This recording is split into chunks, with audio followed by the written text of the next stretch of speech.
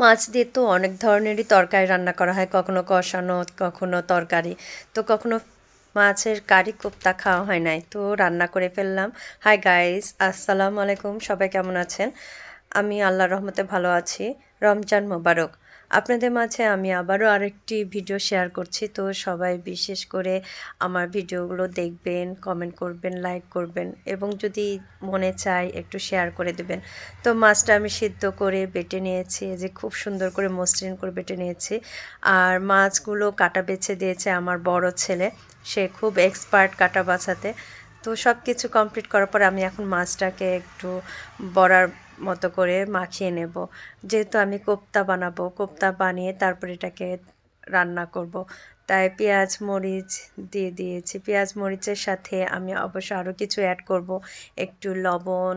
লবণ প্রথমে আমি একটু খেয়ে দেখেছি যে সিদ্ধর সময় লবণ দিয়েছিলাম, কম হলো না বেশি হলো, দেখেছি না একটু দেওয়া লাগবে, তো দিয়ে নিলাম। আর এই যে আমি সব কিছু দিয়ে নিচ্ছি, একটু ধনিয়া গুঁড়া, লবণ, হলুদ আর এই যে একটু ধনিয়া পাতা দিয়ে নিচ্ছি। সুন্দর করে মেখে নিয়ে আমি একটু বলের মতো করে বানিয়ে ফেলবো। এই যে বানিয়ে ফেললাম খুব সুন্দর করে, একটা একটা করে বলের মতো করে বানিয়ে ফেলেছি। তার আগে আমি চুলায় তেল দিয়ে আমি পেঁয়াজ বেরেস্তা তৈরি করে নেব।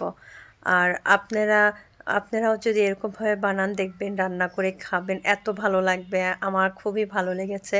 আমি এটা দিয়ে প্রথম বানিয়েছি কোপ্তা কারি। আসলে কখনো বানানো হয় না, কোপ্তা বানানো হয় কিন্তু কারি হিসেবে কখনো আমি রান্না করিনি। এর তো কোপ্তা হয়ে গেছে, কিন্তু এটা কারি রান্না করব। কারি করে খেতে বা গরম গরম ভাত দিয়ে খেতে আসলে ভালো লাগে। আর রমজান মাসে সেহরির সময় মনে হয় যে নতুনত্ব কোনো খাবার হলে, স্বাদের কোনো খাবার হলে পেট ভরে খাওয়া যায়।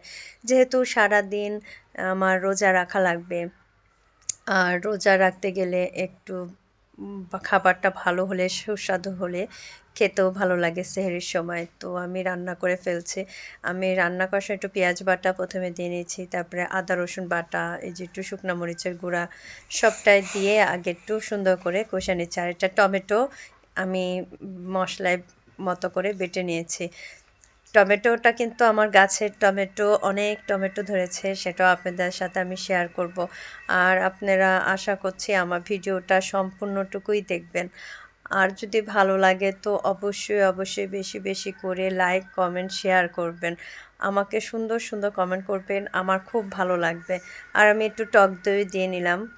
কোপ্তা কারিতে টক দই দিলে খেতে আসলে অন্যরকম একটা ফ্লেভার, আর তরকারি কালারটাও অনেক সুন্দর হয়।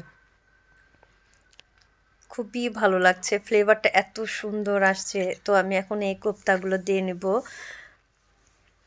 মশলা যে কষিয়ে রেখে দিয়েছিলাম সেটার মধ্যে আমি এই কোপ্তাগুলো দিয়ে নিচ্ছি।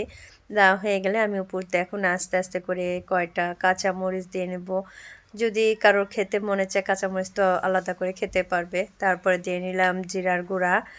জিরার গুঁড়া দিয়ে তারপরে আমি দিয়ে দেবো যে আমি যে পেঁয়াজটা ভেজে রেখে দিয়েছিলাম, সে পেঁয়াজ বেরেস্তাটুকু দিয়ে দেবো।